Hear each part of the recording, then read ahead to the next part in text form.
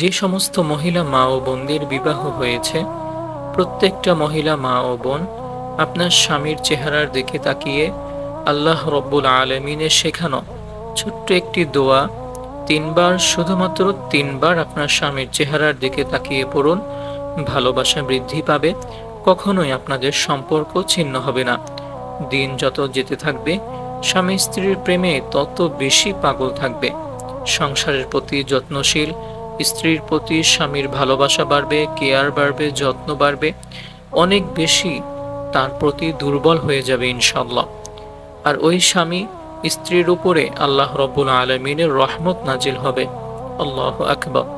এজন্য প্রিয় মহিলা মা ও বোনেরা, আমি আপনাদেরকে বলবো, যাদের বিবাহ হয়েছে আপনারা একটু কষ্ট করে এই ছোট্ট সহজ দোয়াটি স্বামীর চেহারার দিকে তাকিয়ে একটি বারের জন্য হলেও পড়ুন। আপনার কপাল খুলে যাবে। আল্লাহ রব্বুল আলামিন আপনার স্বামীর অন্তরের মধ্যে শুধুমাত্র আপনার জন্যই ভালোবাসা রেখে দিবেন। দিন যত যেতে থাকবে, আপনার স্বামী আপনার প্রতি তত বেশি দুর্বল হবে, আপনার স্বামী আপনার প্রতি তত বেশি আসক্ত হয়ে যাবে, আপনার কেয়ার করবে, যত্ন করবে ইনশাআল্লাহ। প্রিয় মহিলা মা ও বোনেরা, অনেকে আমাদেরকে বলে থাকেন যে হুজুর, আমাদের আগের দাম্পত্য জীবনটা অনেক বেশি সুখের ছিল, শান্তির ছিল, কিন্তু এখন দিন যত যাচ্ছে তত বেশি যেন হালকা হয়ে যাচ্ছে, ভালোবাসাটা কমে যাচ্ছে।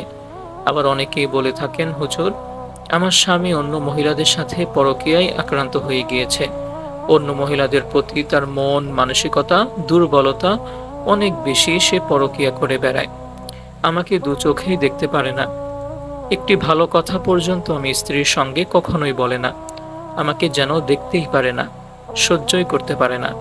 এমন অনেক মহিলা আমাদেরকে প্রতিনিয়ত বলে থাকেন। এজন্য আমি আপনাদেরকে বলবো, প্রিয় মহিলা মা ও বোনেরা, আল্লাহ রব্বুল আলামিন কিন্তু পবিত্র কুরআনুল কারীমের মধ্যে সব কিছু রেখে দিয়েছেন। আল্লাহ রব্বুল আলামিন বলেছেন যে এমন কোনো বিষয় নেই যেটা আমি পবিত্র কোরআনের মধ্যে রেখে দেই নাই। সুবহানাল্লাহ। সব সমস্যার সমাধান দিতে পারে পবিত্র আল কোরআন। এজন্য এই কথার উপরে, এটার উপরে সম্পূর্ণ বিশ্বাস রেখে, আল্লাহর উপরে পরিপূর্ণ ভরসা রেখে এই ছোট্ট আমলটি করুন। কপাল খুলে যাবে, ভাগ্যটা পরিবর্তন হবে। আপনার স্বামী আপনার প্রতি যত্ন নেবে, আপনাকে পাগলের মতো ভালোবাসবে, শুরু করে দিবে ইনশাআল্লাহ। তো এই আমলটি আপনারা যে কোনো সময় করতে পারবেন। আপনি চাইলে রাতে করতে পারবেন অথবা দিনে করতে পারবেন, ফজরের পরে সকালেও করতে পারবেন, চাইলে সন্ধ্যার পরেও করতে পারবেন। আপনি যে কোনো সময় যখন আপনি সুযোগ পাবেন তখন ইনশাআল্লাহ এই আমলটি করতে পারবেন। প্রিয় মহিলা মা ও বোনেরা, এই আমলটি করার জন্য সর্বপ্রথম আপনাদেরকে সুন্দরভাবে পবিত্রতা অর্জন করতে নিতে হবে। এর জন্য আপনি বিসমিল্লাহ সহকারে ওযু করবেন। বিসমিল্লাহ সহকারে যদি ওযু করতে না পারেন, তাহলে কিন্তু আপনার ওযুটা অসম্পূর্ণ থেকে যাবে, পরিপূর্ণ হবে না। এজন্য অবশ্যই আপনি ওযুর শুরুতে বিসমিল্লাহ পড়বেন, বিসমিল্লাহ বলে ওযুটা শুরু করবেন। তারপরে ওযু হয়ে গেলে আপনি আকাশের দিকে তাকিয়ে শাহাদত আঙ্গুলিটা এইভাবে উঁচু করে আকাশের দিকে তাকিয়ে কালেমায়ে শাহাদতটা একবার পাঠ করে নেবেন। রাসূল করিম সাল্লাল্লাহু আলাইহি ওয়াসাল্লাম বলেছেন, যেই ব্যক্তি ওযুর পরে কালেমায়ে শাহাদত পাঠ করবে, আল্লাহ রব্বুল আলামিন তার জন্য জান্নাতের 8টা দরজা খুলে দিবেন। সুবহানাল্লাহ, আল্লাহু আকবার। মৃত্যুর পরে ওই বান্দা যেই দরজা দিয়ে ইচ্ছা জান্নাতে প্রবেশ করতে পারবে। এজন্য প্রিয় মহিলা মা ও বোনেরা, অবশ্যই এই আমলটা করার জন্য আপনারা প্রথমে ওযুটা করবেন, তারপর আকাশের দিকে তাকিয়ে কালেমায়ে শাহাদত একবার পাঠ করবেন এইভাবে, আশহাদু আল্লা ইলাহা ইল্লাল্লাহ ওয়াহদাহু লা শারীকা লাহ ওয়া আশহাদু আন্না মুহাম্মাদান আবদুহু ওয়া রাসূলুহু। এইভাবে করে কালেমায়ে শাহাদত পাঠ করবেন। তারপরে ওযু হয়ে গেলে আপনি 2 রাকাত নফল নামাজ আদায় করবেন।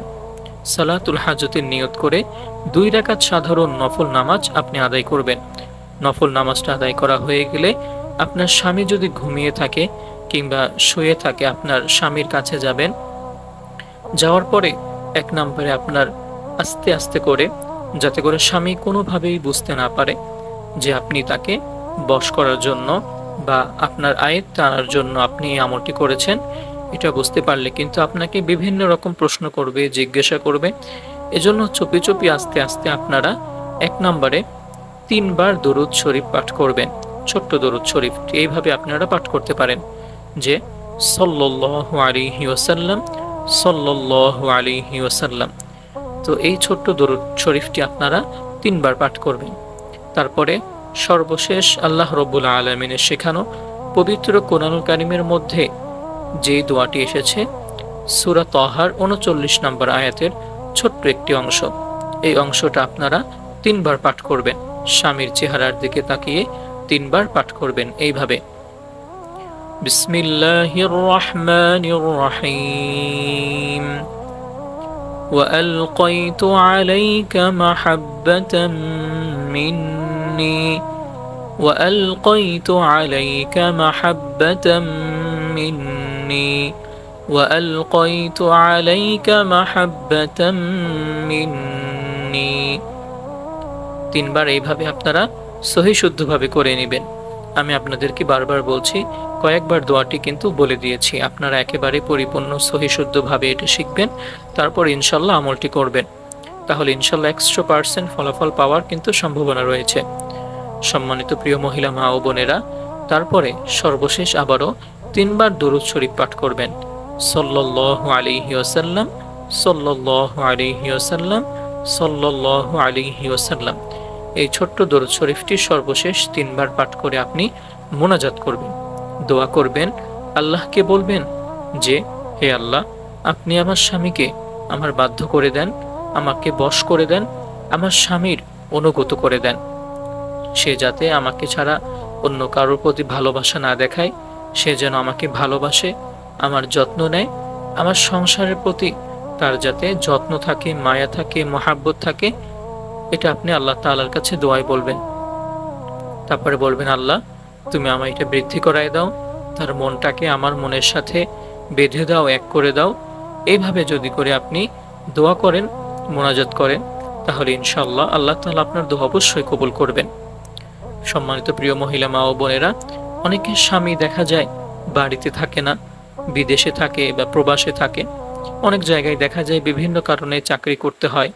সেক্ষেত্রে আপনারা যেটা করবেন সেটা হলো, আপনারা স্বামীর সঙ্গে যখন আপনি ভিডিও কলে কথা বলছেন বা অডিও কলে কথা বলছেন, তখন তাকে সামনে রেখে, ওপাশে রেখে, আপনি তো জানেন যে আপনার স্বামী কখন আপনাকে ফোন দিবে, কথা বলবে, ঠিক সেই সময় আপনি আগে ওযু করে নামাজ পড়ে রেডি হয়ে থাকবেন।